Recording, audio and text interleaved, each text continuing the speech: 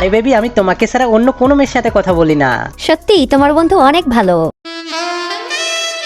Baby, এখানে network পাচ্ছে না, আমি তোমার সাথে একটু পরে কথা বলতেছি। এটা আমার গার্লফ্রেন্ড, প্লিজ আমার স্ত্রীকে এসব বলিও না। আরে চিন্তা করিস না, বলবো না। এদিকে ও ওর স্ত্রীকে ধোকা দিচ্ছে আর তুমি ওর সঙ্গ দিচ্ছ। আজকাল এসব নরমাল।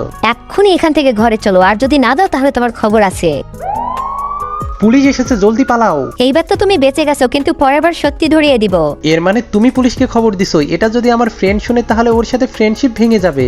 এরকম বন্ধু থাকার থেকে না থাকাই ভালো। সত্যিকারের বন্ধু কখনোই খারাপ কাজ করতে দিবে না। একটু আগে তোমার রিপোর্ট এসেছে, তুমি যদি ড্রিঙ্কস বাদ না দাও তাহলে যে কোনো কিছু হতে পারে। এখন থেকে আমার সব কথা তোমাকে শুনতে হবে। রিপোর্ট নরমাল হলে আমি তোমাকে কোথাও যেতে মানা করবো না। আমি খাবো না এসব। যতদিন সুস্থ না হচ্ছে ততদিন এসবে খেতে হবে। এত তাড়াতাড়ি কে ঘুমায়? জলদি ঘুমানো এবং জলদি উঠে শরীরের জন্য ভালো। আপনার রিপোর্ট একদম নরমাল এসেছে।